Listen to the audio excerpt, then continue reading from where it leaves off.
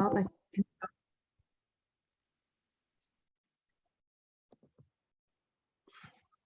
Good morning, colleagues across California and beyond, and to the Peach team. Thank you for being here.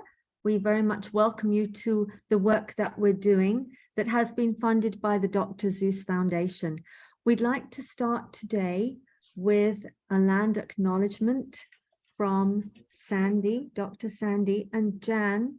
I'll let you do that so that we can bring Sandy in. Barb, would you show it? Mine's, I can't find mine. Yeah. Let me. Oh, no, I just found it actually. Okay.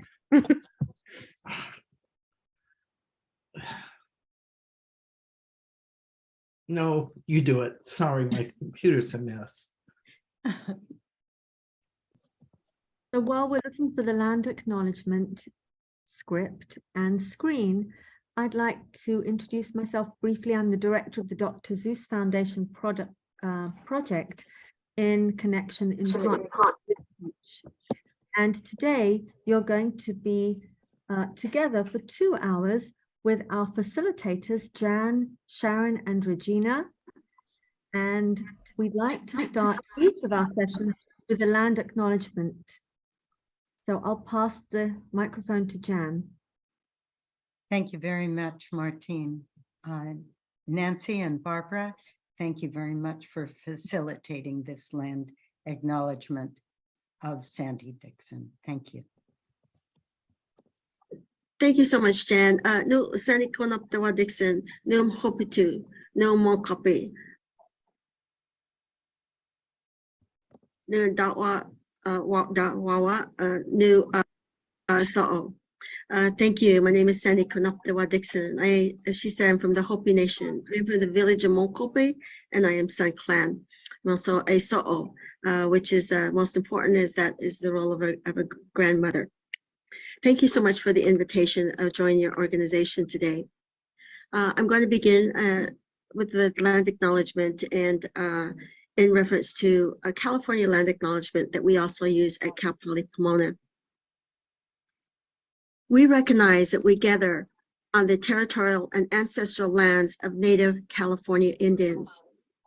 Cal Poly Pomona and other places acknowledge the Gabalingo Tongva people as the traditional land caretakers of Tavangar, the Los Angeles Basin, and South Channel Islands.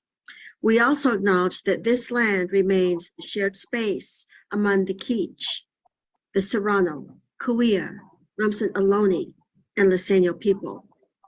We acknowledge the spiritual connection and rights as the original stewards and traditional caretakers of this land. We thank them for their strength, perseverance, and resistance. We recognize that every member of this community has and continues to benefit from the use and the occupation of this land ever since it was taken by the land-grabbing settlers to form the cities we now live and work in. Consistent with our values of reparations, community, and diversity, we have a responsibility to acknowledge and make visible our relationship as settlers in relationship to California Native peoples. By offering this land acknowledgement, we affirm Indigenous sovereignty and will work to hold ourselves and the organizations we work on behalf of more attuned to the needs of American Indian Native American peoples where we live, work, and organize. Escalate. Thank you so much.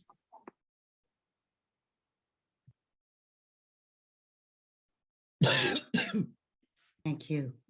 Martine? Yes, thank you, Sandy, and thank you to all of those who helped prepare the session today. I'd like to acknowledge our facilitators again, Jan, Sharon, and Regina, and those behind the scenes, Barb Rosner and Nancy Hulbert, for facilitating the technology. I'd also like to say that we are glad you are here, and there's an opportunity to put your name, affiliation, and role in the chat box.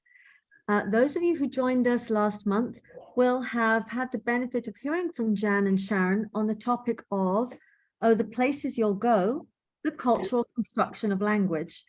Today, we're going to look at language acquisition and Development. You're holding it above my will head, be- you're killing my neck. There will be other opportunities to join us in January, Almost got February, it, March, and almost got it. April. There it is. Well, if you could Another one? hear- So while we're You would talking, probably put the shirt on. Yeah, why I don't you? just never in remembered. January, Someone needs to mute themselves. Sorry, in we're January, hearing background. we'll hear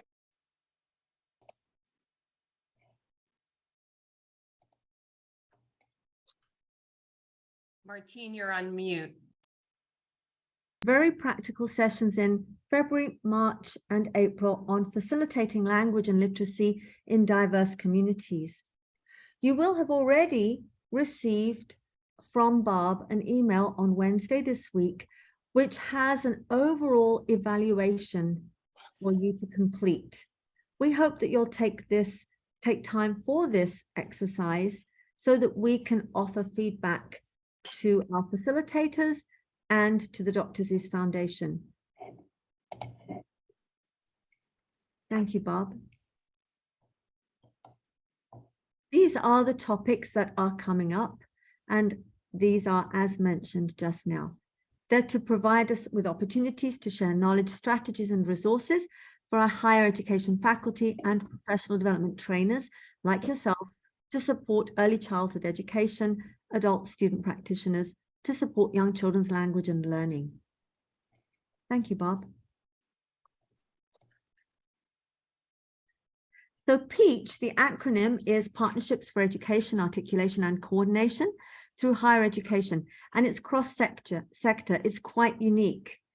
It's a cross-segmental higher education systems initiative that A for articulation could also be used for advocacy, because many of our partners, colleagues like yourselves, have participated in advocacy projects at state level.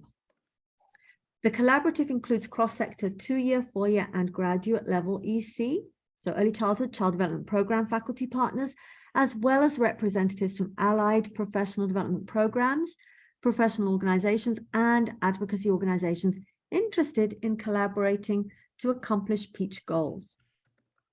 The mission of PEACH is to strengthen and support academic professional development pathways and related educational programs for early childhood workforce throughout California. As you see, we are a very motivated group of people, and we'd love to welcome other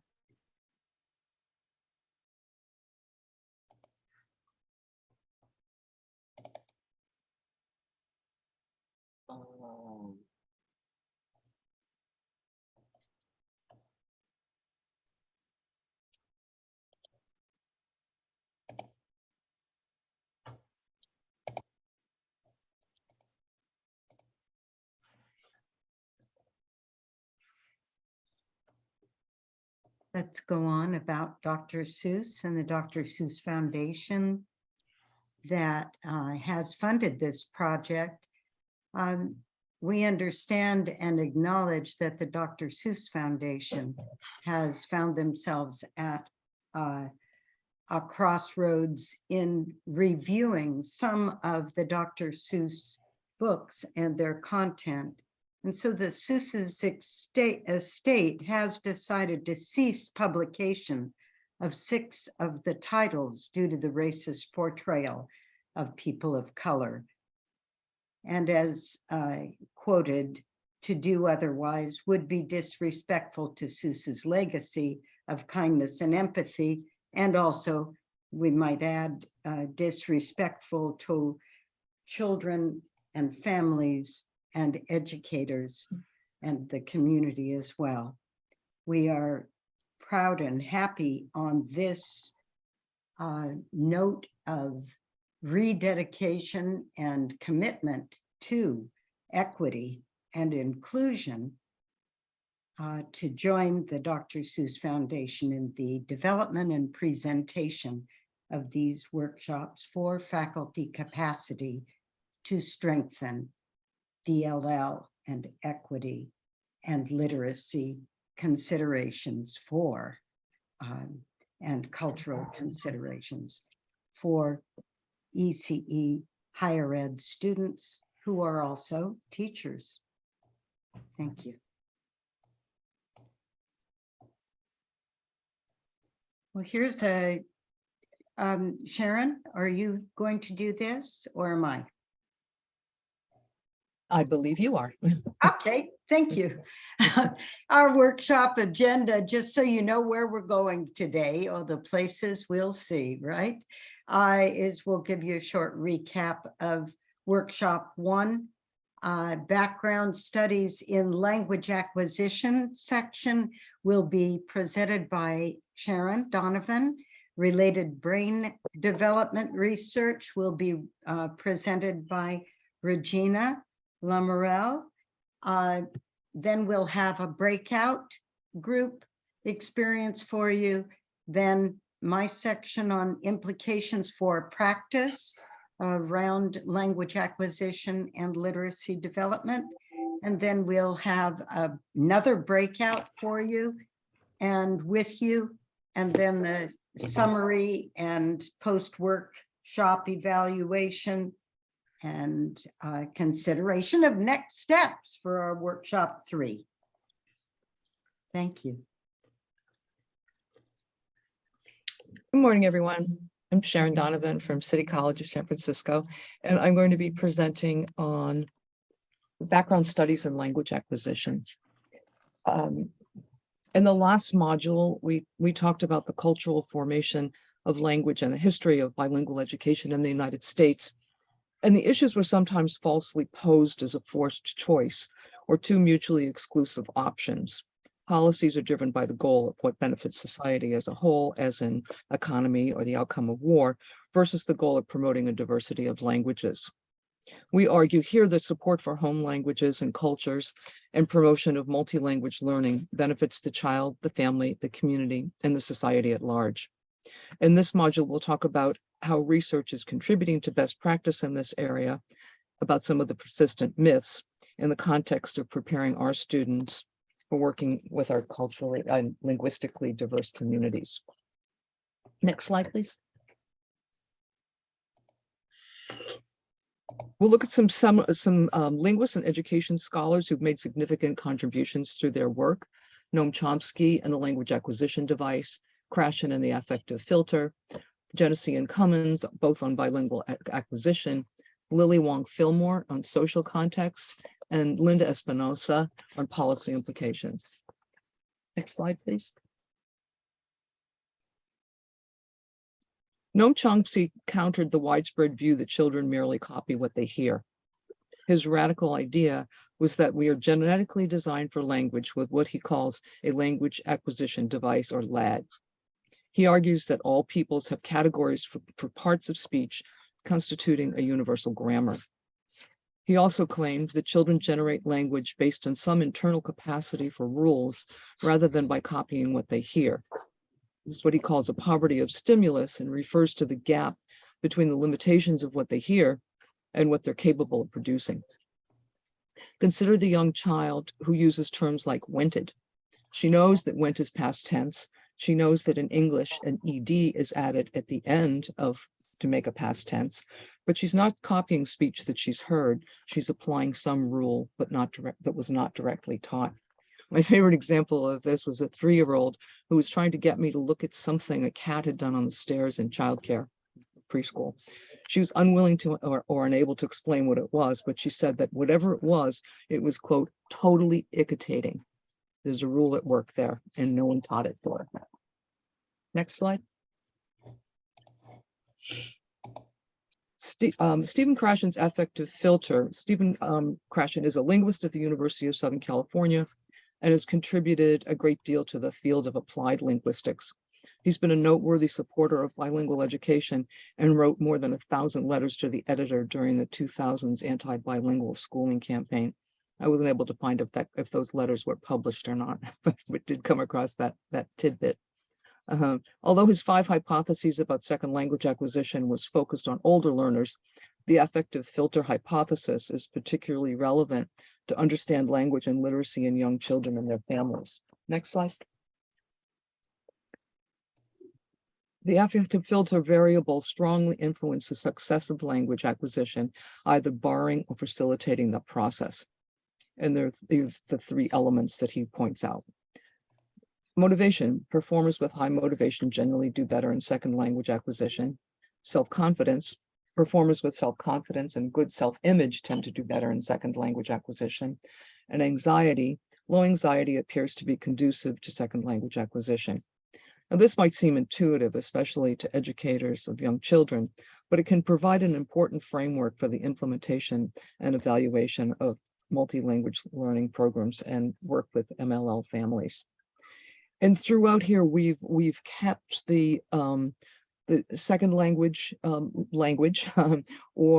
not, depending on the source, and it varies quite a bit. You'll see that sometimes it's DLL, sometimes it's second language, but we acknowledge, particularly in Jan's presentation later, that many of our children are already multilingual when they arrive in our programs.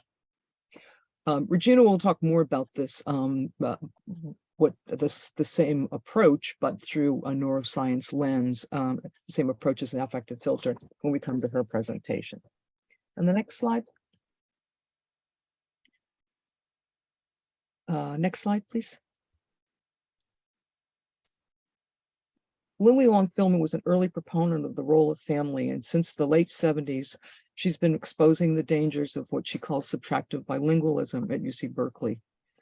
Through her seminal article, When Learning a Second Language Means Losing the First, she exposed the dangers of programs that promoted rapid acquisition of English at the expense of the home language and assimilation into a high status language society that does not value multilingualism. She warned of the breakdown of parental authority and ability to socialize their children through cultural values and beliefs. Next slide. Despite her warnings about subtractive bilingualism, Lily Wong Fillmore also recognized the importance of intentional teaching of reading of comprehension strategies. In an article written with her husband, Charles Fillmore, entitled Text Complexity, the Common Core and ELLs, they advocate for the kind of teacher preparation that is currently the subject of SB 488 on teacher credentialing and reading instruction. Next slide. Actually, let's go to the one following this, Martin. Thank you. Wong Fillmore considers these 5 essential functions of teachers and the importance of language in each. As communicator, teacher needs to be able to analyze her own use of language, including discourse patterns of culture, a concept that came to be widely acknowledged in teacher preparation programs. As educator, teachers need enough understanding of language development to know which problems need attention and intervention and which ones will resolve naturally. Teacher is an important evaluator, and we'll be looking much more deeply into this in our closing session, which is on observation and assessment in culturally and linguistically sensitive ways. As an educated human being, teachers need enough understanding of how language works so that they can vote responsibly. And as an agent of socialization, teachers are responsible for facilitating the transition between cultures in a way that honors both, or many. And the next slide, please.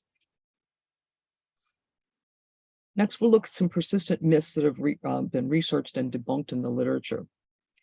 Fred Genesee, through his work at McGill University, has contrasted acquisition, which he says occurs in immersion programs where the target language is the language of instruction, and language learning in bilingual programs where the target language is the subject matter. And this research has informed lots of our dual language learning programs in California. His research on Quebec's bilingual education model puts forth the following concepts as myths. The first myth is the myth of the monolingual brain, or the quote, limited capacity theory, unquote, that holds that simultaneous acquisition from a very young age creates demand that results in delays and confusion. This is what informs misperceptions about code switching, where folks who think that code switching is evidence of confusion. And Jan is going to talk more about code switching as actually being an indicator of quite advanced linguistic ability. The next myth is that younger is better. And we often hear folks talking about children as being sponge-like and absorbing language, and so young is better. That is also a myth. And the myth of time on task, that the more time you spend in a language, the better off you'll be. In my experience, this younger is better in time on task, or sort of the myths about exposure are particularly ingrained. It can be difficult to give up the idea that exposure and duration alone are sufficient. And again, we're not saying that duration, and this is another misconception that I hear from students quite frequently, that when they hear the myths described, they think that early exposure is not advantageous. And that's not what this is saying at all. It's just saying that it's not that it's not advantageous, it's that it's not sufficient. The last is the myth of bilingualism in children with developmental disorders and academic challenges. And in contrast to that, more than one language can be learned within the limitations of many kinds of ability. And next one, thanks. Jim Cummins at the University of Toronto has two companion claims that form the basis of his theory on language learning. The first is that conceptual knowledge developed in one language helps to make input in the other language comprehensible. And the second is that it takes between 5 to 7 years for a child to be working on a par with native speakers as far as academic language is concerned. He makes a strong distinction between two kinds of language proficiency. The first is referred to as BICS, or basic interpersonal communication skills, and these are the surface skills of listening and speaking, which are typically acquired quickly by many students, most often within 2 years, and that's where we hear the sponge reference a lot. CALP is a cognitive academic language proficiency. It's the basis for students' ability to cope with the academic demands of abstract reasoning and higher order thinking. And this typically is achieved after 5 to 7 years. Next slide, please. And the next one. Thank you. The iceberg analogy is probably the most recognizable component of his theory, and it states that multiple languages used by an individual, though on the surface are apparently separate, function through the same central cognitive system. In the course of learning one language, a child acquires a set of skills and implicit metalinguistic knowledge that can be drawn upon when working in another language. And this is what he calls the common underlying proficiency. Peyton Tabors, in a book that many of you may know, is One Child, Two Languages, refers to this as the difference between learning about a language and learning this language. And the next one, please. Linda Espinosa has been a staunch advocate for promoting practices based on solid research and on confronting myths, and as she says, quote, getting it right. And the next slide. In her position paper, Pre-K through 3, Challenging Common Myths About Dual Language Learners, an update on this 2008 seminal report, she makes the following conclusions. Young DLL learners are capable of learning academic content in 2 languages, benefit cognitively from learning more than one language. Transitioning to English too soon may cost them in the long run, and many early literacy skills learned in the home language transferred to English, similar to what we saw in Cummins. All children appear to benefit cognitively, linguistically, culturally, and economically from learning more than one language. And finally, it's critical to obtain accurate and valid assessment information for DLL students in order to design developmentally appropriate and academically challenging instruction. Her recommendations for practice, Janet's going to be talking more about that. But here are her recommendations for public policy. She concurs with Wong Fillmore's earlier work and Genesee and Cummins' findings in Canada as well. So the first is to support DLL students' home language and literacy development while also promoting their English language development. The second, family engagement policies and practices need to be examined through the lens of diversity. The third, review current state early learning standards and expectations to ensure they're appropriate for DLL learners. And English acquisition can occur while supporting continued home language development. The next slide, please. The fourth is to design, implement, and evaluate instructional strategies that help develop essential academic concepts in DLL students' home language and within cultural contexts that are familiar and culturally consistent with diverse language groups. The fifth, provide professional development and training to all ECE teachers and staff on specific instructional strategies that are culturally and linguistically appropriate and promote English language development, such as we're doing here. 6, to support bilingualism for all children whenever possible, and I think we would add multilingualism. 7, to assess all DLL children's linguistic and conceptual knowledge in both their home language and English. And we're going to go to a video in just a minute, but all of this work emphasizes the ideas that children have an enormous capacity for language, but that in order to develop the skills, knowledge, and disposition for success, teaching must be informed, reflective, and intentional. As we leave this presentation, I'd like to share a short clip of Dr. Espinosa commenting on what can happen when a teacher is open to learning from a young child. And from there, we're going to go on to Regina. So thank you all. Here's Dr. Espinosa.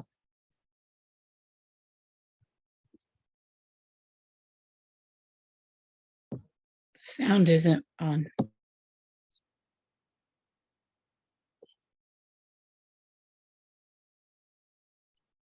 Yeah, the sound's not on here.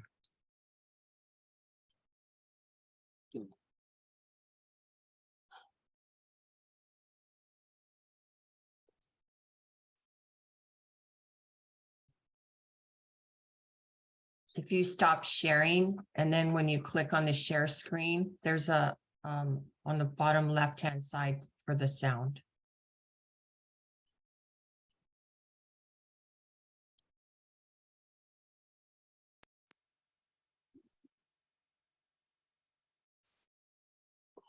I don't know how to say book.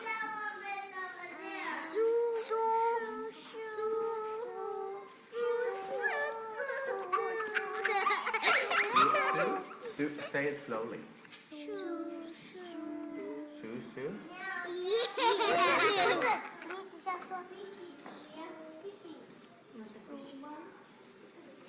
Say slower. Su. Yeah. What you saw with that little girl trying to teach the bilingual resource teacher how to say book in Chinese is a focusing on the particular sounds in the Chinese language that are not common in English or in Spanish. And she understood that you have to form your lips in a certain way to get this particular intonation and sound out. And if you saw, she also rubbed down her throat, indicating that there's a way the air comes up and comes out to be able to reproduce this. I mean, it was, I think, a powerful example of how attentive children are to learning the aspects of learning language, some of which have to do with where your mouth goes, and children do attend to that, and how you produce sounds, because that's exactly what they are learning, especially when they're going from languages, from one language to another. They're having to shift their intonation patterns, and so that's very salient for them. Say slower. Say slower. Su. Yeah. Not su. Oh, thank you for showing me how to say it so slow. The interchange between the child and the bilingual teacher, I think it also showed what can happen when a teacher opens him or herself up to learning from children.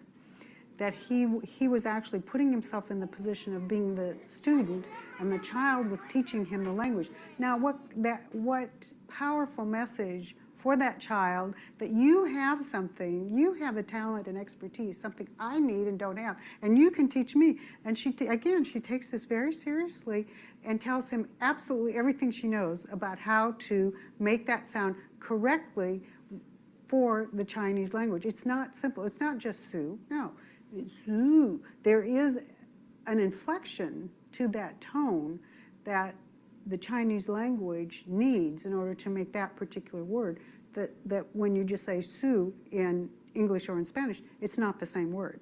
Say it slowly. Su. Su, su.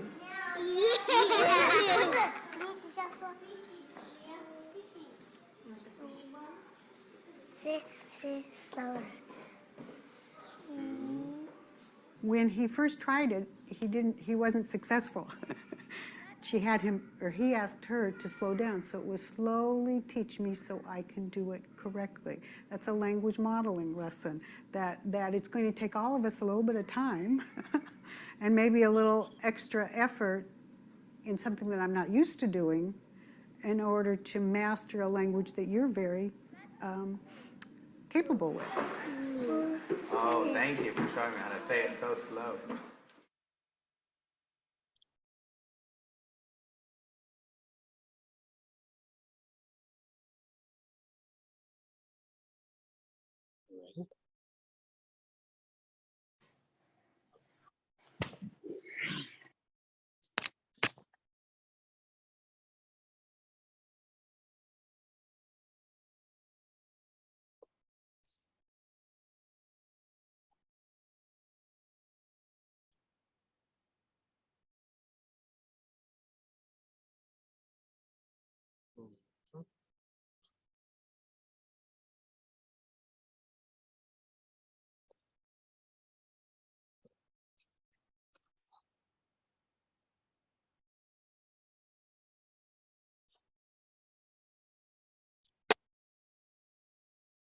Are we ready?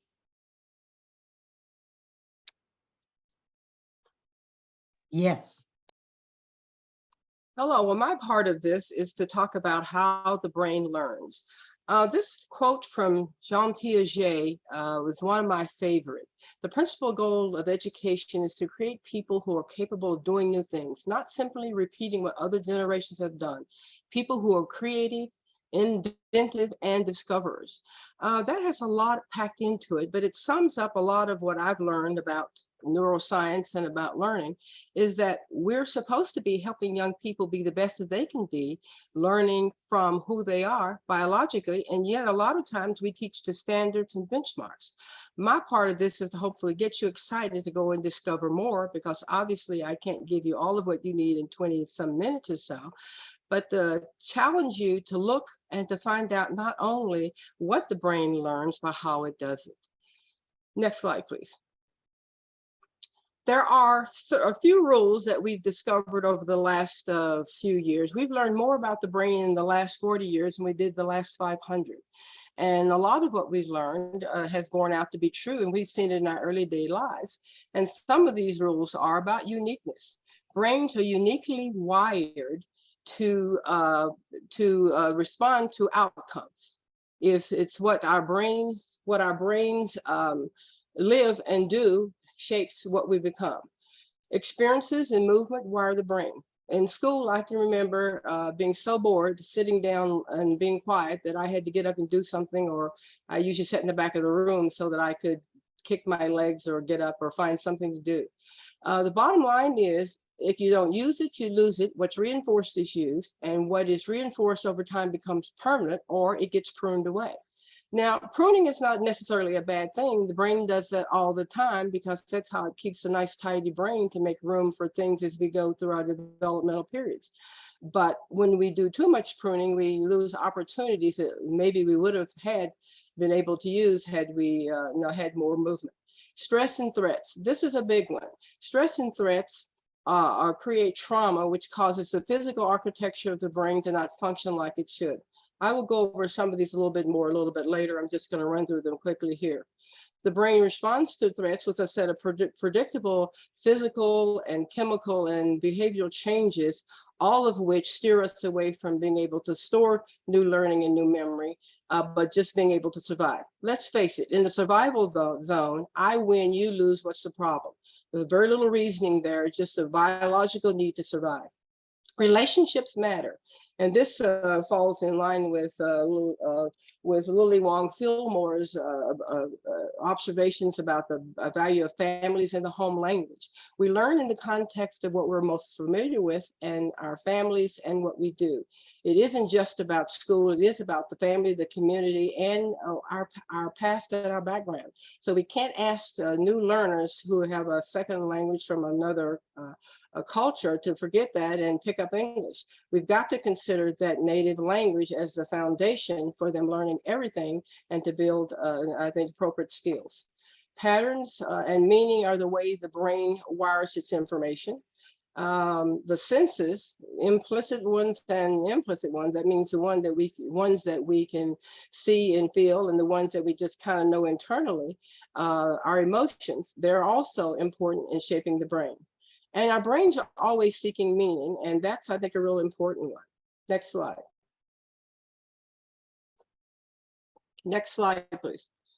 Okay, so the very first one, the brain is, all outcomes are unique. The brain is the only organ that shapes itself based on what happens in the outside world. There are no two brains that are alike. Think about that for a minute. In all the history of the world and all the people that have been born and passed on, there have never been any two brains that are designed exactly alike. And that includes all of your students and ourselves and our colleagues. That means that we all see the world uniquely different, even if we're looking at the same information. If I had more time, we'd do a great paper folding exercise that exhibits this, but I don't, but it's on my website, which you'll get at the end where you can go and take a look at it there. The outcomes being unique are shaped by what happens at home, the school, the womb, in the context of the family and community. Our brain is a biological marvel that has more connections than all the stars in the universe. And for educators, this means that standardized, rigid educational strategies that do not allow for differences in brain age, organization, or family status or home language may be shortchanging our students. Next slide. The first one about the neurons are wired by active experiences. This is my favorite one. This slide has been totally scaled down. I usually have more information for you, but they thought that it would be less would be more, so I'm going to go with that this time. But if you want the busier slide, then you can see it on my website. The brain, in order to have language, must properly wire some language components to be able to, to pick up some of the rules of grammar. Active experiences include things like cutting and pasting, and hands-on activities and puzzles and problem solving. And you can probably think of a few more that you've used that add to this. This drawing of a neuron kind of tells you what we're looking for. The more things you do, the more nice, bright little curly things you get on the outside here. The more of those that you have is the more connections that you'll make to, and this is kind of a scaled down look at it, but the more connections that you'll make to other parts of the brain, the more learning networks that you're able to put together and be able to conquer your world or do things in your world. Think about all the things that we say don't do for children, not the do's, but the don'ts. Don't do this, don't do that. All those don'ts are limiting experiences. A lot of times we do that out of I think a maternal or a paternal instinct to protect and to make sure that kids don't get hurt. But most people don't think about it. Learning doesn't occur in the comfort zone. Learning occurs in a zone that's messy, busy, that is fraught with sometimes risk and danger. And yes, there's a few owies. And so without allowing children opportunity to get an owie here or there, then we may be limiting learning experiences for other things. Next slide, please. This is one of my favorite slides about why lack of stimulation may not be such a good deal. When you look at this cozy canopy thing here, it's a baby underneath, you see the cute little foot sticking out. People look at that and they say, oh boy, isn't that a good parent? They're protecting that child. She's not going to get germs and people can't touch or see her and ooh over. What it looks to me like is, oh my God, I hope the child is out from under that a lot of time at home. I hope they're being picked up and cuddled. I hope that they're getting to crawl on the floor. Being in the comfort zone all the time may not be the best thing. This also reminds me of what's called container baby syndrome. And that's a relatively new name. That's just for the state where we keep children in such cute and confined containers, that we don't allow them to explore and do the natural things, especially babies and young children, that they should do to develop their bodies and spines. The container baby syndrome, a lot of babies are kept in strollers, and you can imagine yourself walking around the mall. Well, when people used to walk around the malls, but just out at the park. How many times do you see a baby in a stroller where the parent has the baby so the baby can interact with the environment, interact with the parent, other than, especially if they're very young, they get covered up and protected from the outside elements. What we're missing in this is that protection from the outside elements is also protecting them from learning about their environment and interacting with their environment. I remember when I was walking around one of our lakes here, and I was behind a lady who I could hear her talking and telling stories, and she was talking about the fish and the ducks. And I kept wondering, who is she talking to? And then I looked down. She had her daughter who was in a stroller, but the daughter wasn't all covered up like this. The daughter was in a stroller that was facing her. And as she was walking around the lake, she was explaining the walk to the child. I would love to see where that child is today, because I bet you that she has a great vocabulary and a great connection. That's just why that parent did that. When we protect babies from their world, the other interesting thing about this container baby syndrome is that it doesn't help with spinal development. We need to be able to push against gravity to cause our spine to take an S shape. Our spine shouldn't be a C shape. It should be an S shape. And spending too much time in these containers end up causing reflex and other developmental issues with children later on, because they haven't had the proper experiences with pushing against gravity to myelinate different parts of their spine and their spinal column to be able to, to move on to the next area of their life. I'm cutting this down pretty short. There's a lot of stuff that happens in between here, but in the time I have, this is the best we can do for right now. But trust me, if you log on to my website, I have the same PowerPoint that has twice as much information on it to make it a little easier to follow that way. Practices that limit development is not allow a child to dress oneself as age appropriate, not trying new things, insisting on silence and immobility, overuse containers, swings, walkers, playpens, messy play being frowned upon. A lot of this, I think, if you think about some teachers in some classrooms, we do even to older children. We think that sitting still and being quiet to learn is the way that education ought to be.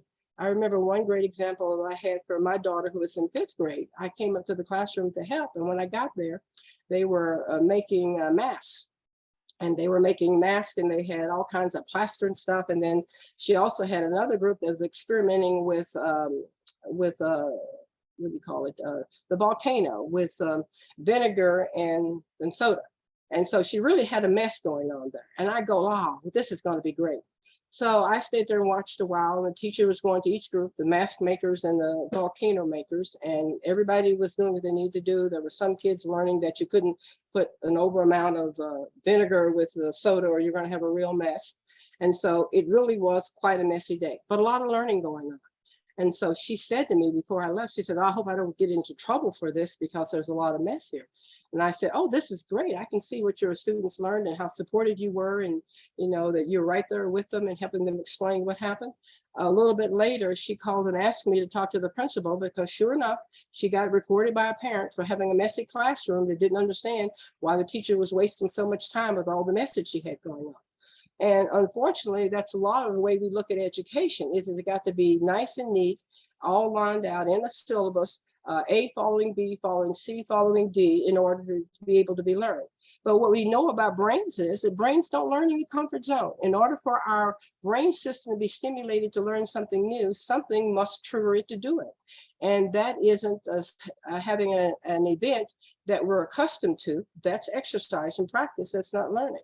So we can't overload the system either, but getting rid of a lot of the natural impetus for learning, which is messiness and outdoor play and mistakes, also rob children of learning. The drawing here is a little bit of the opposite of the one that we had here. You can see on the outside, these represent the dendrites. You have fewer of those being developed because it has a little stimulation. When this happens, that means that you have fewer connections to other learning opportunities, which will limit learning. Next slide, please.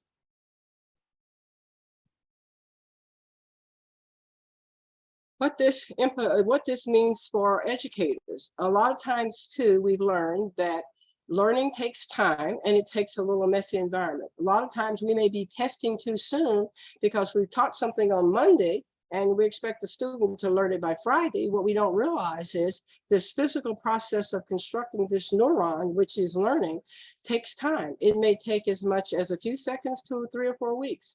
Sometimes your students may not show what they know until after they've left your class or sometimes later. And that's, I think, the shortcomings of the way we educate and the way we expect people to show that they've learned something is that we expect that the results to be immediate and for the students to immediately show us what they know when it may not be an immediate situation. Survival mediated events or novel ones tend to get the most attention because they are adrenaline focused, and this makes it easier for the brain to view it as important. Anything the brain views as important is in the survival category, and that gets immediate attention. Music, motor activity, rituals, and dramatic play are all ways in which we can nudge the brain into wanting to learn it and to store it in the permanent pathways. Next slide, please.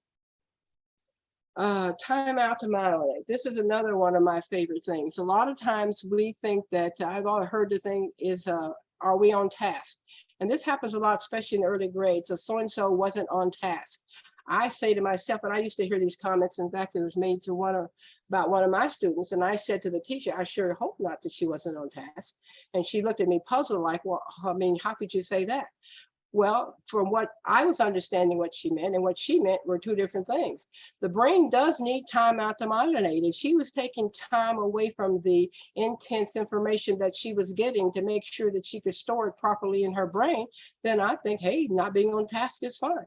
The teacher took it to mean that I didn't care about my daughter being inattentive to the teacher's instructions.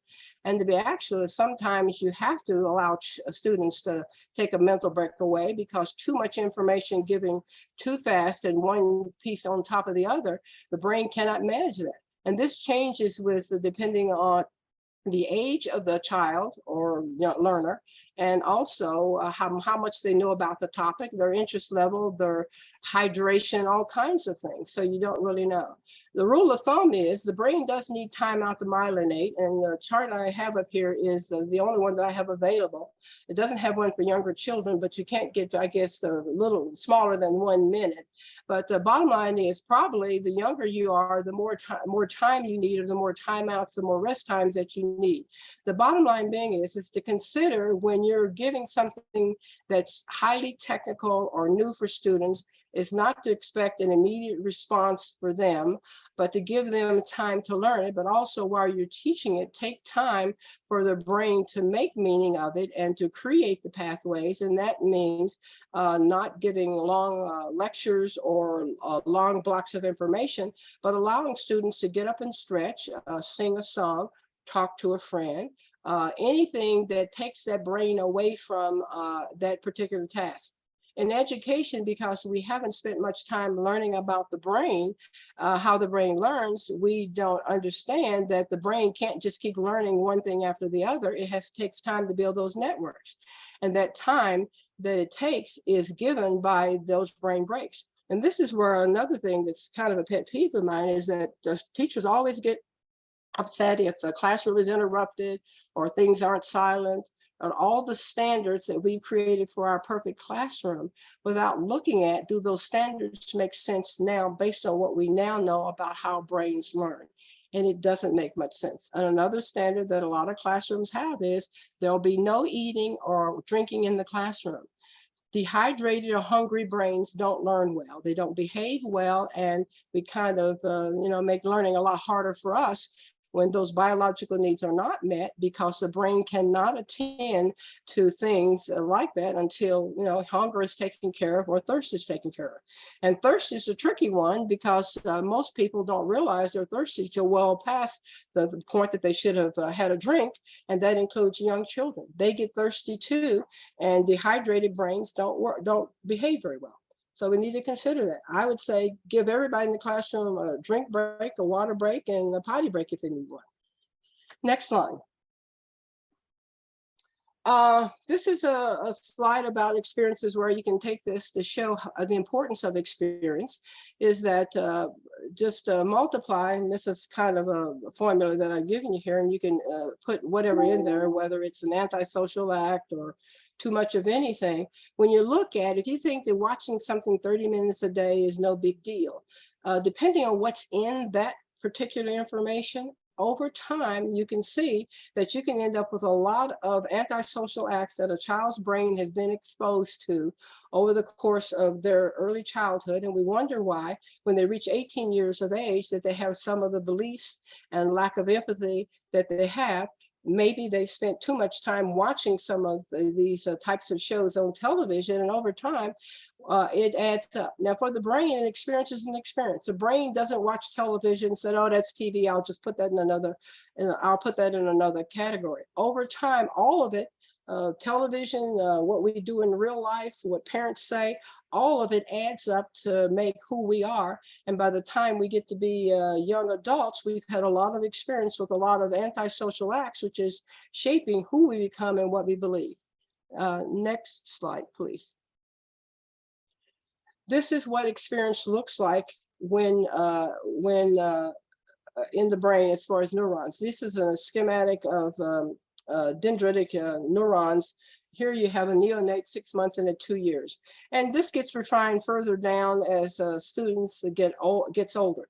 Now, a lot of this is normal pruning, because the brain gives too many networks at birth. That's just so that we have lots of opportunity to learn lots of things. And nature tends to overdo it at first so that we have enough, I guess, neuron space to take care of what we need for the rest of our lives.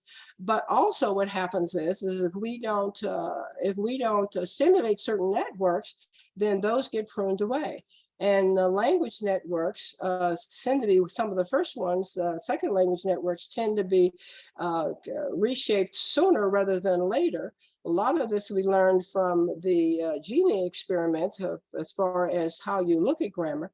Jeannie was the young lady that was discovered when she was 13 years old after spending all those years strapped to a potty chair, not hearing a language or grammar, not being spoken to, treated very horribly. Although she ended up at UCLA and she had some of the great language people to help her. I think Noam Chomsky was one that was on her case, and so was Susan Curtis. She never really learned how to speak, even after all of that modeling and work that was done at UCLA. They finally felt that the latest thinking is that some of the networks needed for the parts of the grammar and syntax that she could not get had been pruned away from lack of use. The brain doesn't make choices a lot of time of what's important and what's not important. It's based on what's used and what's not used. So if we want kids to be musical early on, we should expose them to music. If we want them to know more than one language, then we should expose them to second languages even as babies, because the brain will make a meaning of that, will have a place of that, will use a place in the brain to be able to store that later on. And this can include sign language in infants. Sign language, as many of you, if you've looked at this for young babies, because babies' sensory motor system is developed a lot sooner than their fine motor systems for speech and language, they're able to tell you with their bodies what they want and what they need a lot sooner. They're able to tell you with their words. But being able to use infant sign language to tell you what it is that they want helps them communicate and to attach and to be attuned with the people around them, where they can understand what they want. They can easier get their needs met and end up building a stronger language system on the other side, because they have now not only words, but they have movements to tell people what it is that they need. Next slide, please. I'm going to mention here this briefly here because there's a lot of controversy here about the word gap experience. I'm sure many of you have heard that there's a big word gap, so 30 million word gaps between poor and rich children that when they hear school, when they enter school, because this is, they believe is at the part of why children of color sometimes do poorly in school where others don't. This research, I think it was done at Stanford, that shows that these children have a gap in not only words, but intention. And we've somehow looked at this only under one lens, usually the white Anglo-Saxon lens, because that's the culture. And this is where it gets back to it. I'm so glad that in the beginning we respected the land use expectation that we had in the beginning, because this is kind of the same thing. Usually we look at this through the lens of what is expected in performance of children who've had basically a middle-class white experience growing up and going to school. We haven't totally looked at what this means in the terms of the culture that the students come from, what it means in terms of how they understand language and how they can communicate. It's not only in words that they know in going to school and how they can pass the CBEST, it's also in how they can conduct their lives and survive in the culture that is what they grow up into. And that has not been factored in or their socioeconomic experience. So we need to look at that, because that is information, but we also need to realize that there's more that needs to be added to that, more experience. The cultural experience also is very important to understand what this really means. Next slide. Whole learning is mind-body. A lot of times we want to think that learning only has to do with the body, but the learning is very much, on mind, but it's very much our bodies. What our body does tells us what our brains can do. How our body moves helps the brain think, and the brain be able to store information, and the brain to be able to use information appropriately. When we move our bodies, we produce a chemical called the brain-derived nerve growth factor. And this helps elevate our mood. It also helps store information, new learning, particularly in the brain. Movement helps increase body oxygen to cells. It increases it decreases the amount of blood cortisol, that is the stress hormone. It aids in the process of making new brain networks. It does so many things to help us learn. It's just a wonder why we still keep wanting children to sit still and be quiet to learn, when that usually is not the case. The more we move, the more our bodies are involved in learning, the more relaxed we are, the more able our brain is to find a place and the opportunity to create learning. The other thing too is Brewer and Campbell have this in their book about rhythms of learning, is that it is impossible for young children to not move their bodies when they're learning something. And they actually take more energy to stop moving than they do to move. Their brains use about 25% more energy in order to not move than it would be if we allowed them to move to learn. So when we're looking at young children, we should keep that in mind. Next slide, please. Excuse me here. Movement wires the brain in lots of words. I just mentioned how it's critical to learning. It also gives us helps us set up patterns so that we have something to relate to. It ameliorates this container baby syndrome, but we not only have container baby syndrome, we have container older child syndrome, container adult syndrome. Anytime we want to limit learners from moving and to not be able to use their bodies to get information, then it is a problem. I won't go into the thing at the bottom here. Dyslexia has been able to retain more respects because I don't have the time. That you can look up on my website because it'll take more than one slide to explain that. Next slide. Learning is enhanced by challenge and reduced by threats. And this is the last part of this and probably one of the most important. When our brain is threatened, it's a predictable thing that happens. Next slide, please. I'll explain this on the next slide. I think it's the next slide. Yes, this one here. It's a lot easier to see on this slide. If you look at this, this is a representation of two brains that have been stressed. The brain on the left is a non-stressed brain. The brain on the right is a stressed brain. If you look at the way these are drawn here and you look at the frontal part of it, the frontal part is the farthermost left part, the frontal cortex. I don't know if you can see my cursor here. This is the prefrontal cortex. This is the back of the brain. If you look here, this brain has a lot of rich blood flow throughout the prefrontal cortex. This is the area that houses our thinking and our decision-making, problem-solving, executive functions. And the rules in brain world is if brain is flowing there, it's probably working pretty well. Something that has less blood flow, there's no part of the brain that has no blood flow. There's either more or less blood flow. But when blood flow is decreased, and that also limits the amount of thinking to be done. So this is the brain that is low stress or not stressed. By contrast, if you look at this brain that's highly stressed over here, you have very little or lower blood flow through the outer part here, the executive function. You have a lot of blood flow that's been concentrated towards the inner part. This is the survival center. The fight or flight center. Information is coming in through this spinal system here, and it's going right to where the amygdala and the limbic system is, and the brain is saying, hey, there's a real problem here that threatens my survival. I'm going to take care of this. And again, when the brain is threatened, it shuts down a lot of the blood flow to the prefrontal cortex, because the most important thing is to deal with survival. In survival mode, you don't need a whole lot of learning and dictionaries and education. What you need to know is what you need to know to save your cookies. And in brain world, it is I win, you lose. What's the problem? So the blood flow has been shunted away from the reasoning center of the brain and to the more limbic center of the brain. This is the action center that takes care of fight or flight. In this system here, the brain is not learning. When you have a stressed out learner, it doesn't matter what the stress is about, whether the stress is because I'm hungry, whether the stress is because my family had a fight, or just lost my best friend, lost my dog, whatever it is, no learning is going to occur. I know a lot of people are still from the old school that believes that we should leave those kinds of things at home. Unfortunately, it's kind of impossible to leave your brain at home.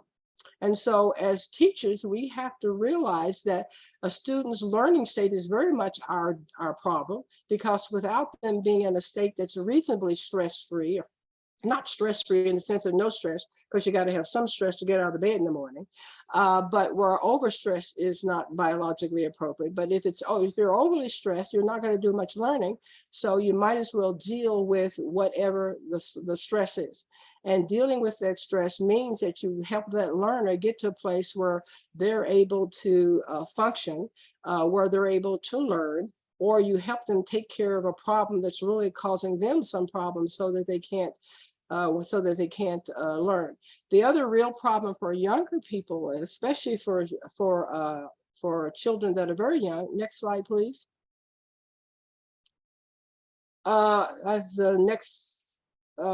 I'll go to the next slide in a minute because this is important. I'll say this slide here, because for younger children, it changes how the brain is shaped. Now, these happen to be the brains of 2-3-year-old children.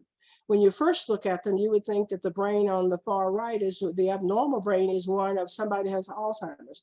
It wasn't. This is a brain of a child who had been severely neglected and had lots of trauma, one of B.D. Perry's slides. The one on the slide on the right is a brain of a normal child. You can see the difference. This translates into real changes because the brain shape determines what it does. The brain on the right, this child couldn't possibly be reading and writing and doing all those normal things that you would expect a 3-year-old to do. This changes the brain. What happens to children under stressful environment, it changes how their brains are shaped. So our job should be to make sure that we create as few of these stressful events so that we give children's brain the best possibility to grow and develop as is needed. Could you back up to the other slide, please, for me, just one?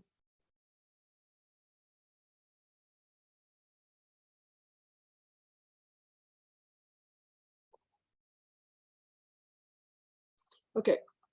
What I wanted to mention was the second part here about we had a lot of children of color, especially African-American children. And I just recently came across this theory. It's called the racial battle fatigue, and it was coined by Dr. Smith in 2003.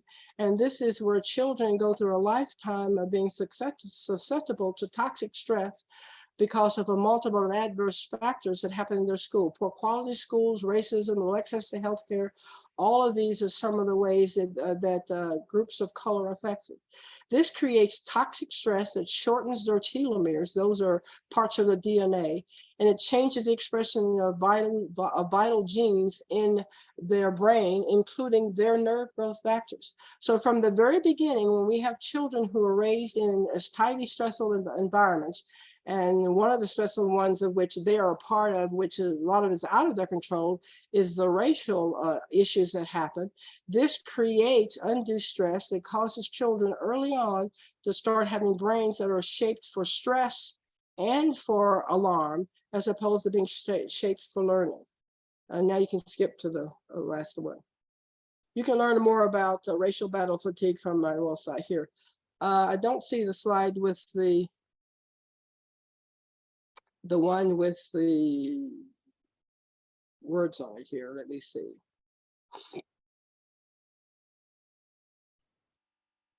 Next slide, I believe. Is it the next slide? After references. Yes. Is it one after that? Yeah, this slide here.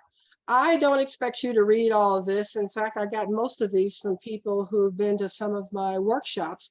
I want you to add your own, but this is just a good way to look at why we need to know more about brain development and learning, because what you teach, what you do in the classroom shapes what children know and do. When children are taught with friendliness and with care, their brain learns that the world is a nice place to be. But if they're taught to, if they're taught to in a brain that taught in a world that isn't that way, they learn the opposite thing. So what we do in the outside world very much shapes who children are, what they become, and how they become. And lastly, I want to encourage you to look at yourselves as learning professionals. It dawned on me some almost 25, 30 years ago when I had my preschool. I woke up in the middle of the night and I realized, oh my God, I have a school of 200 children and 40 staff. I don't know how the brain learns. Why did they let me do this job? I went and tried to find out, well, how does the brain learn? To my dismay, every person I asked told me, why do you need to do that? It's only childcare. I'm going, but it's about the brain. They go like, oh no, it's just about childcare. As I was undaunted and got hooked on brain development and learning, what I discovered, which I believe all teachers should discover, I don't know how we can continue to call ourselves professionals if we're not willing to learn how the organ of teaching and learning does its job. And I'm not talking about learning what a neuroscience learns, just the basics. We have to understand from the beginning that we're not only teaching facts and figures into standards and benchmarks. We're wiring children's brains for the rest of their lives. We're creating or limiting opportunities about how we shape what we do. And I think that's a powerful place to be and something we should take seriously. And because none of us would want to go to a doctor who hadn't studied anatomy before they became a doctor. The organ of teaching and learning is the brain. As teachers and as learners, we should have a basic understanding of how this organ is wired to do what it does. Thank you. Thank you very, very much, Regina. These slides will be available eventually. We are organizing them and will make them available to you from all of our workshops.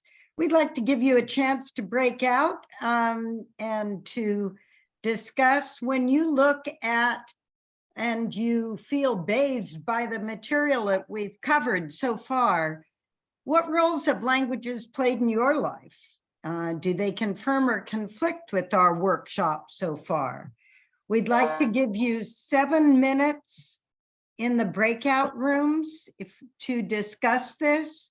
These bubbles or faceted circles give you just some examples and suggestions of roles that languages can be playing in your life.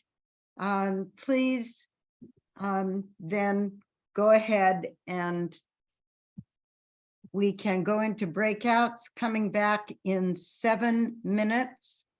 We're sorry that we had to shorten, and then discussing some of what you discussed. And there's a link in the chat that has the question and also to put any comments, what your conversation is. Thank you, Barb.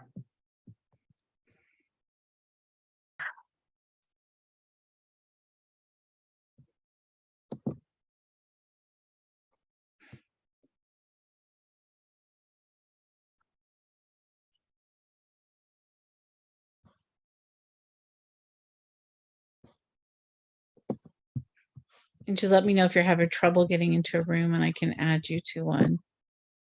Let me pause. So it's actually the same dynamic we're talking about between American Sign Language and considering that as a first language that would put at risk the learning of a second language, which it does not. So I think that this concept of two being competitive is resistant to change, but we're here to change it. I'm sorry to say, I think we should go on. So let's go on. And I am very excited. I'm Jan Fish. I am Peach co-lead. I am Professor Emerita and current professor in the ECE Master's Program at Cal State Northridge. And my section is going to be focused on language acquisition and literacy development and implications for practice. Next slide, please. We're going to see an early edge video with Carolyn Crolot and a touch of Linda Espinosa again, please. Liam, ¿qué te gusta de tu cabello? ¿Largo? ¿Corto? Está rizado. Muy bien. Pasas a Aaron.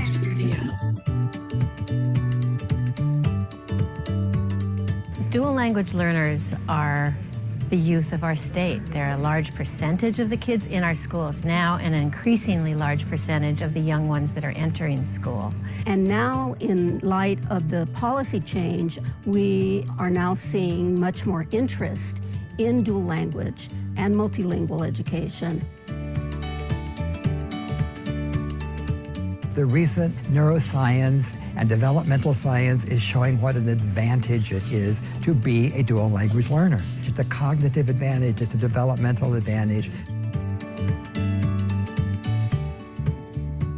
Right now, the majority of the kids are not ready. They don't have the right levels of English or their home language. In order to succeed in English, we have to support that first language, because if they don't have a foundation in the language that they first learned, they're never going to become really proficient and successful academically in English. California can be a model. We know that if we support two languages, these kids are going to be better learners. Now we have a lot of evidence of what works, and it's not only being bilingual, but just having strategies to work with the families to support diversity. So if we're going to create a staff and professionals who are able to support dual language learners in our country, we have to give them the skills to support those children. Early Edge California's vision is that the minute that a child starts his or her educational journey, they are exposed to more than one language. When we look to the future of the state, this is who we have. This is our future. This is who there is to invest in. And so it's just an enormous gift to the state if we invest properly in their future.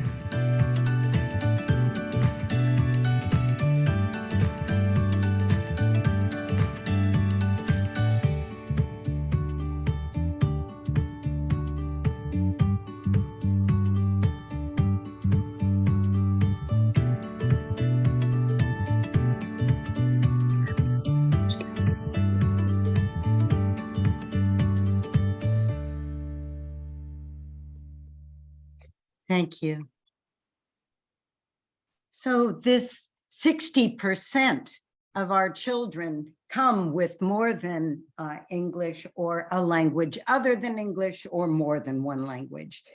And our goal here is to see that all the linguistic assets that of 100% of the children in the state are activated and recognized and appreciated and utilized in classrooms, that the home language and English, as Patricia Lozano said, their children are not ready. They are coming to school not ready because the home language is not being fully supported by the school, nor perhaps is their English development being supported in home or school as well.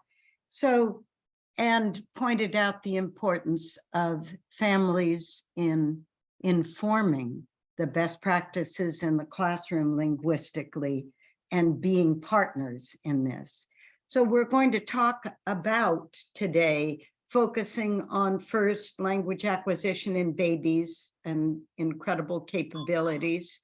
Also talking about reframing dual language and multi-language learning, and also start by listening to families and the orientation and disposition of Juntos from Garcia, and then going on to generating or opening ourselves to the creation of rich classroom language experiences with all the linguistic assets in the room, and languages in the borderlands, translanguaging, and the concept of translanguaging and its provision of goal of equity in dual language and multi-language classrooms. Next slide, please.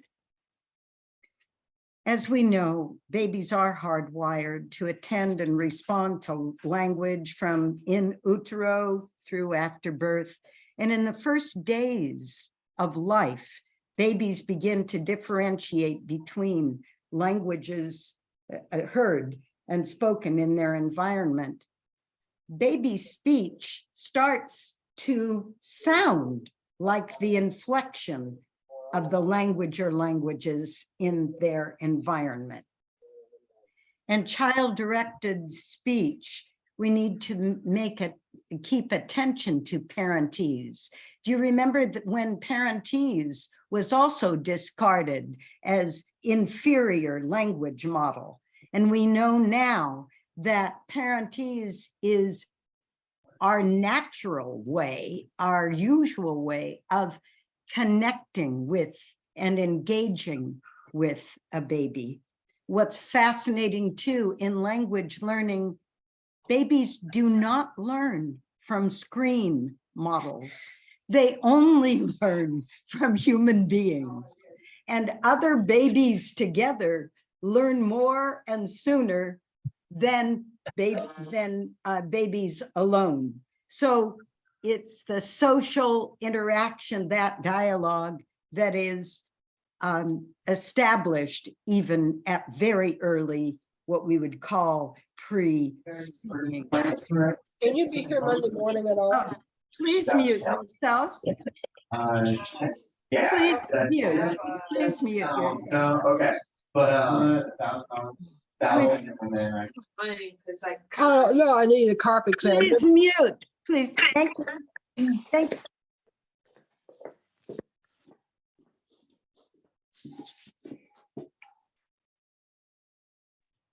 Jan, Now you're you're muted too, Jan. American Sign Language too, we've already referred to in the breakout group report out. And what's interesting is children of deaf parents even sign babbling, a learning and a practicing of ASL in formative forms. Next slide, please. Dual language learning in 30-month-olds is very interesting, as Carol brought up, that native speakers and the role of native speakers is critically important. And the percentage of language input and the number of speakers of native languages or home languages provide positive quality indicators of language learning in 30-month-olds. And as Sharon had referenced about code switching in children and in adults, there is little evidence in language learning that the frequency of language mixing is a negative factor. It is, again, that play with language and that formulating and trying out of conventions that we are learning as underlying structures that are important. Go ahead, next slide, please. So that when we look at dual language learning, It is more than what we used to call supporting double monolinguals. We conceptually used to think of language learning as creating tracks in the brain, separate tracks that may go in parallel position. But we now know that dual or multi-language learning is an interactive process, and that learning concepts in one language constantly informs learning language in a second or multiple language. So not only conceptual and cognitive development is enhanced, but the learning of the two languages. So rather, we're looking now at the creation of the metaphor of a ladder that continually connects with these rungs, the two languages, because that's how we process language. Next slide, please. We know now, with this orientation and this reframing in place, that we need to start by listening to families. Typically in an early childhood program, we have family history intake interview or survey that hopefully asks about family history with languages as well. Head Start has responded by officially introducing a family language survey that was the work of parents in Head Start that said, no, you need this. If you recall, in our first workshop, we described a Korean American-born Korean American child who at age 5 entered a mostly white Anglo, non-Korean speaking classroom, kindergarten classroom, and that it was a month into the program that they had a first parent-teacher conference. The child had not spoken during that first month. She had been in a Korean-speaking preschool. The teacher initially assumed for that whole month that this child could not speak English, which was not the truth. So the role of a family language survey or adding that to an intake with new families is critically important as well. Next slide, please. So building relationships with families also informs children's learning in the classroom. And as we saw in Sharon's presentation, the child is expert in their home languages. And we saw that in that opening of the bilingual teacher to say, can you show me again? Because I didn't learn how to produce that sound in Mandarin. And in their home languages, those children are experts. We also need to generate and utilize strategies to remove barriers to learning. Number one, teacher mindsets and implicit bias is just that, implicit. And sometimes we don't have the opportunities to learn to make ourselves more patient and more humble, to take the time as a teacher to give the stage to the child and to give the time and the patience of that teacher in the video who said, thank you for taking the time and slowing me down so I could learn how to pronounce that sound. Also, the strategies are with the goal of acknowledging and utilizing all linguistic assets in the classroom. Next slide, please.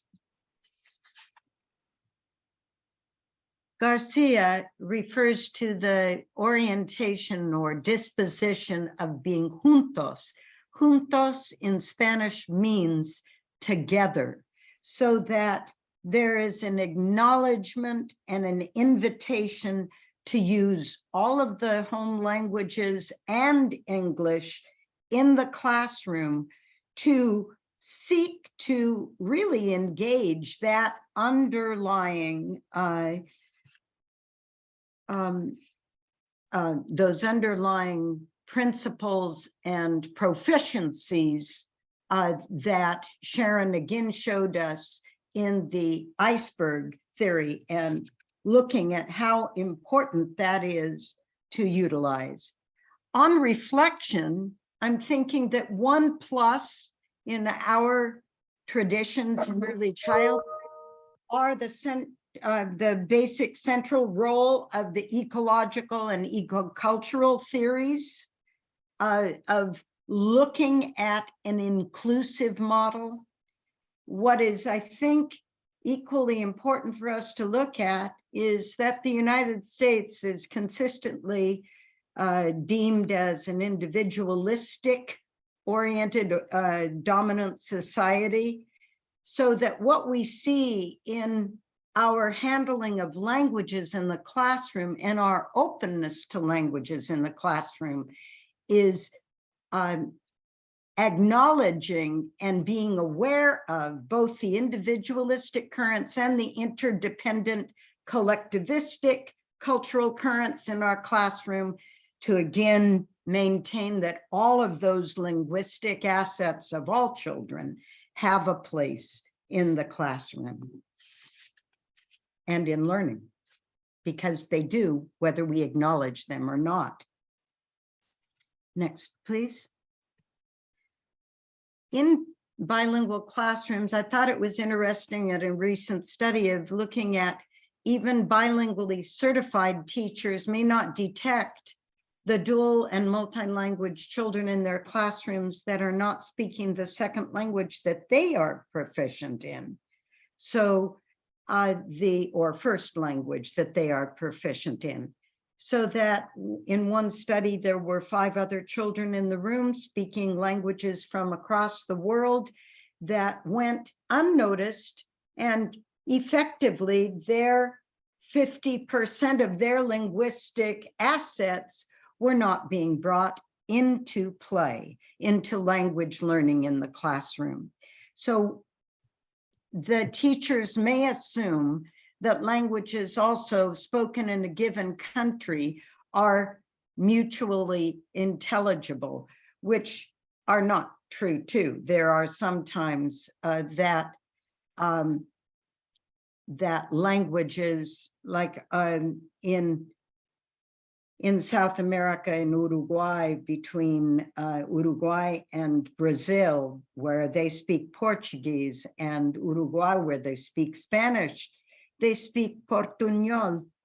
It is a combination of Spanish and Portuguese. So these are language mixings that we engage in and need to be elevated to be part of the language learning process. Next slide, please.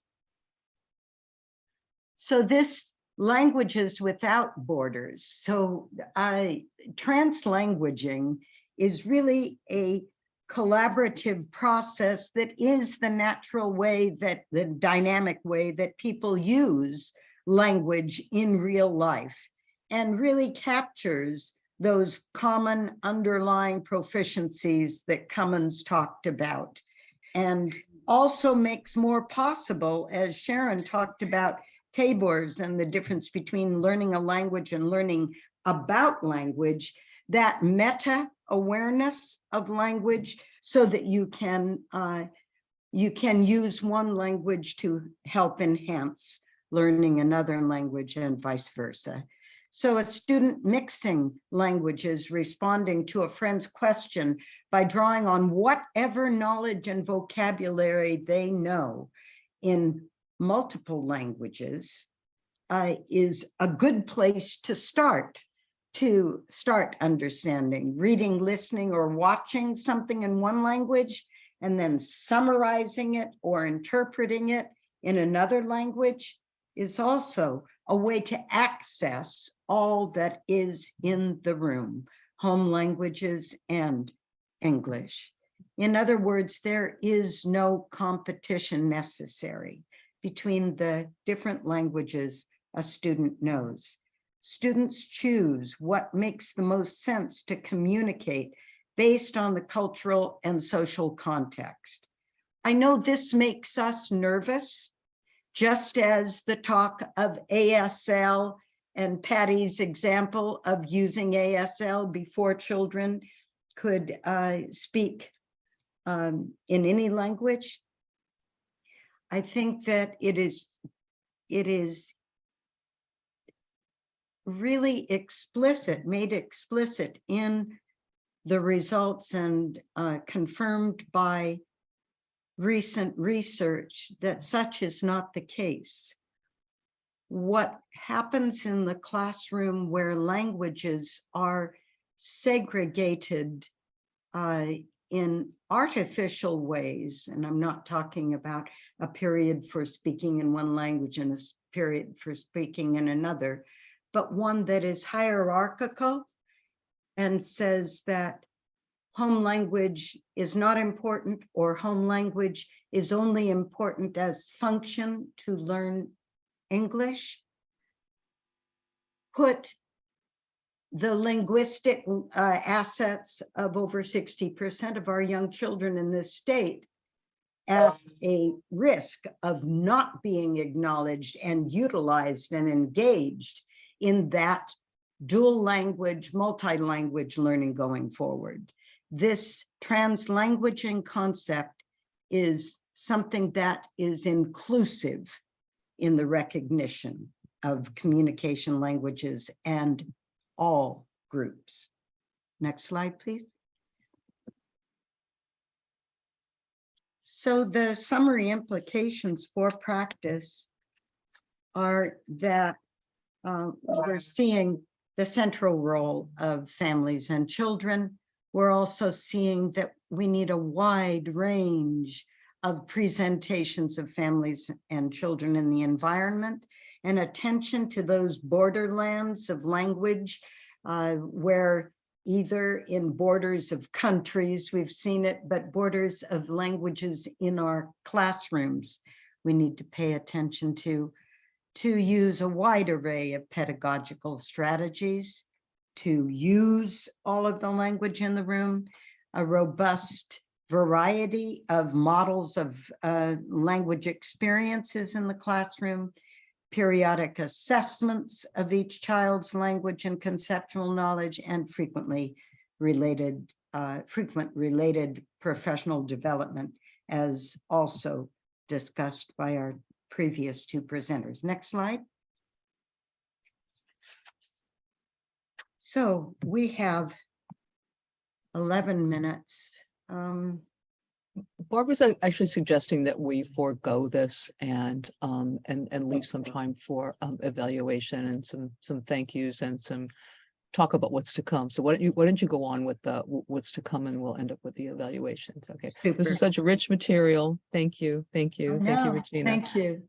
There's so much to say. There's so much. And we So need more you're- places to have these conversations, to have more conversations like this, I think. So Jen, why don't you do the finishing up pieces? Sure. And Barb has put the reflection, the end of workshop evaluation prompts in the text. We want to thank you very, very much. And we want to encourage you to stay tuned, because our workshop 3 of this series will be on January 25th, 2023. Can you believe it's right around the corner?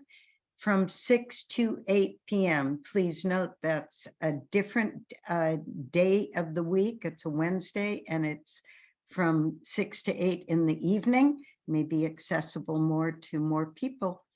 And also that we thank Martine and the whole team here, Regina, Sharon, and Jan as presenters, but also we want to notice to really thank Nancy Hurlbut and Barbara Rossner as being our tech experts, gurus, and saviors in this process of presenting the workshop.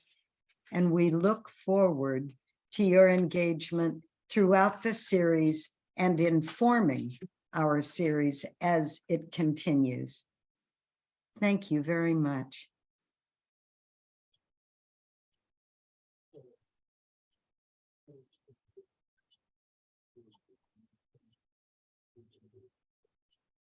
Thank you.